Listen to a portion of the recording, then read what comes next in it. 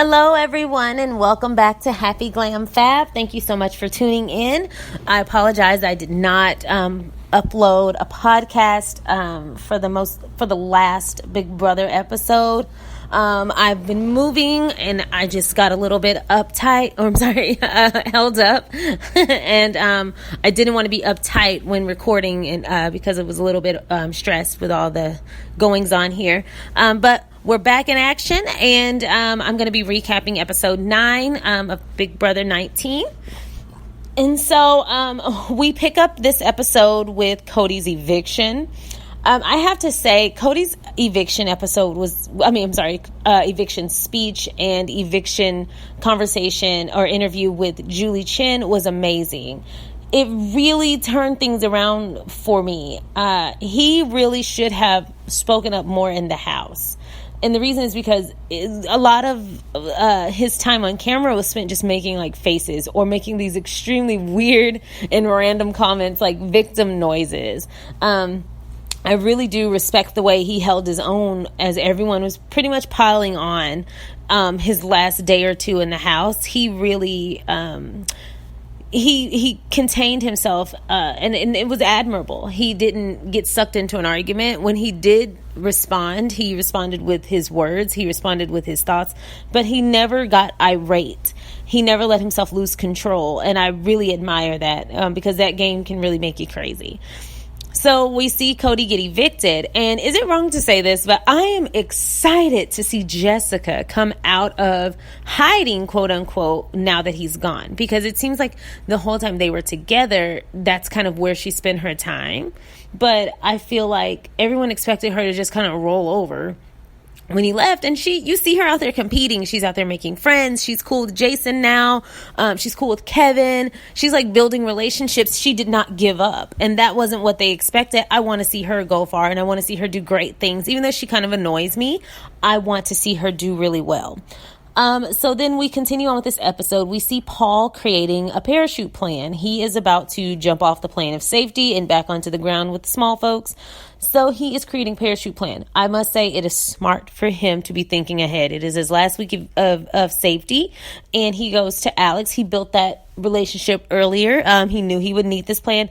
His forethought is great. I like to see him doing that. He played the background really well. What was interesting was he threw Mark and Dominique under the bus, and we'll get there later, but as far as just his planning goes, great job, Paul. I don't really care for for what he did, but how he did it was great. So we see the HOH competition, the famous wall competition. Okay, I hate to be this way, and I don't want to be a jerk, but James tweeted that he didn't invent the wall competition, but he did invent the wall crouch. And okay, great, James. Something about James to me feels a little bit like Big Brother desperation. Always. Especially last season. I liked James on his first season. And so we see James on his returnee season, along with Davon, and Nicole, and I can't remember the other one. But we see them on there. Oh, and Frank. And so we see them on their returnee season, and he just seemed like itching for attention and seemed like itching for any kind of acceptance on that show.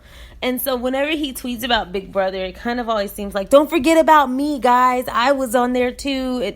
It doesn't feel like the other returnees who just look back with a fond memory and maybe some game knowledge. He always seems like sad. I don't know. It seems a little pathetic, but great for the wall sit. But they were on the wall, and we see Elena and Alex make a deal. Alex agrees to keep all of Elena's people safe if she hops off the wall, which she did. Alex is one hell of a competitor. I love to see Alex compete. I don't always agree with who she likes and doesn't like, but I love to see her compete. From the beginning, she did an amazing job with competitions. She is I wouldn't say a comp beast, but she's a comp competitor. She's not going to just lay over. She's not going to take the easy route. She's going to push herself and her body to the limits. Great job. For a while there, I thought Jessica was going to take it. She just flew right on off that wall, but she didn't look like she was flinching. I like her poker face. Jessica will not let you know when she's reaching her edge or her frustration point. So it's a pretty good set of people. I wish Paul wasn't there, but we'll get to that later. Paul is just such an egomaniac. He is unbearable sometimes.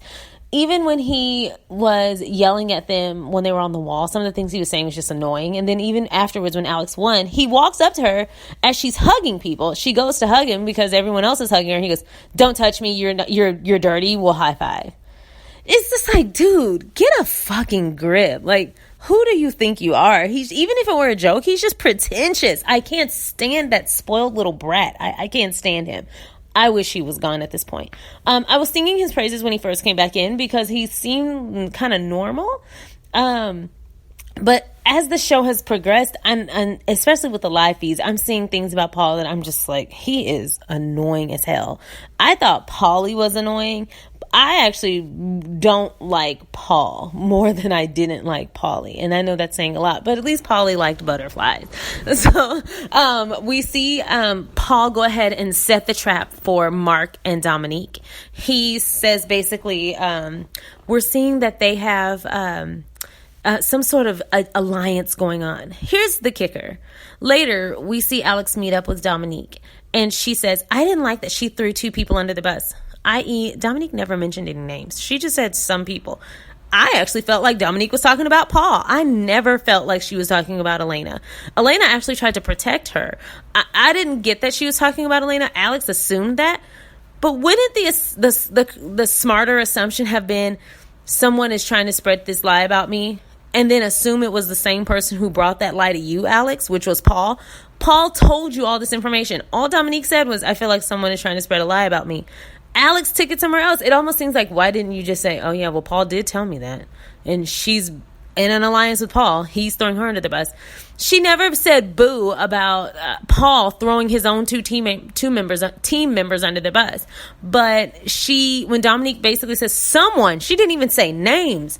When she said someone is spreading this information about me, Alex just assumes it's someone else and then gets mad at her for doing not even really the same thing. She didn't even do anything. It was just like Dominique really got nominated for a whole bunch of dumbass assumptions. And I'm not even a Dominique fan. I wasn't rooting for her. I didn't want her to go home, but she wasn't like my favorite. As everyone knows, like Kevin was my favorite. So it was just shocking to see how that was. It was almost like Alex was looking for a reason to put Dominique up because she knew it would appease Paul. Also, Alex, I wasn't really pleased with your little threat to Jason either, when Jason was basically like, why are we putting up Jessica? She has no alliance members. Exactly my point. Alex did all this, I'm going to make a power move, a powerful right in the ground move. And Dominique was smart and Jessica was smart in saying they're going to use her as a pawn. Exactly. First of all, you're not even in the alliance. So you're protecting an alliance that you're not even part of. It was incredibly sad and pathetic. I really wish people would stick to their guns. The way she stuck to her guns around Cody, I'm shocked to see that she's just falling into the Paul trap. Also, it seems almost like anything Paul says, everyone's just like, ooh, Paul. Like, they are obsessed with him. And he's walking around there like the king of the freaking castle. I'm ready for him to go home, and I'm ready to see everyone compete. They're literally walking him to the finale. They're walking Paul to the finale. He's not playing the game. He's just intimidating them because he's the only returnee, and they're letting it happen. I put this on Twitter, and I'll say it again. He is Regina George, and the rest of the house, outside of Dominique and Mark and Cody and Jessica, the rest of the house feels like he's Regina George, and they chose to be Gretchen Wieners, the little kiss-ass second fiddle person who's allowing him to treat them however, as long as they get to be a piece of the cool guy. I don't like it. Not only that, but the edit CBS is giving him is pathetic. On those live feeds, he is atrocious. And then on Wednesday, Thursday, and Sunday night, he is just this angel with a few funny puns. He's pathetic. I can't stand it. I would actually like to see a season with no returnees. I really would. Not as a coach, not as anything. I want to just see a pure Big Brother season with a few twists and turns, but just people we don't know, and I want to get invested in these people. I'd also like to see another All-Stars. After that season, I want to see another All-Stars with the real All-Stars, like people who have won, some people who have not, but were fan favorites, but like real All-Stars. That's all I've got. We see that at the end of this one, Alex decides to nominate Jessica and Dominique, which is great because she gave her the option to fight for the veto. I really want to see how this pans out, but I don't think that Alex is making a smart choice protecting an alliance that's been the majority of the house and majority of the leadership so far. She needs to protect her side of the house and pick off players from those showmances, and it doesn't make sense that all these showmances are lasting. I'm just from the beginning of Big Brother when showmances were a target, so I'm ready to see how this pans out. So tune in on Wednesday. I'll be giving my review of that episode, but I look forward to seeing what's going on till then. Also, side note, I'm not going to address Paul's blackface comments on the podcast until the situation itself airs on CBS, because I want to see how they're going to handle that and what edit they give Paul. I'm really interested in seeing how they handle that, or if they even choose to address it. Once that situation airs on TV, then we will address it here on the podcast and kind of give a review of what happened and what we feel on that. But I want to give CBS an opportunity to show us what happened from that perspective, and maybe we missed something, maybe we didn't hear something correctly. I'm excited to see what's going on. But everyone on the live feeds knows exactly what I'm talking about. And fuck you for that, Paul. But anyway, thanks so much for tuning in. Please check out our Tumblr, Twitter, Facebook. Our Tumblr, Twitter, and Instagram. We haven't got our Facebook up yet. And again, the official Happy Glam Fabulous website airs on August 15th. It's going to go up online, so I hope I have a lot of visitors, and I hope you guys get to come by and see a bunch of our podcast. We're going to put our podcast up on the website, as well as our blog posts and some other really cool things. I also review other shows, so feel free to take a listen to those as well. But thank you so much for tuning into this one, and I'll see you again on Wednesday. Thanks so much, guys. Have a great day.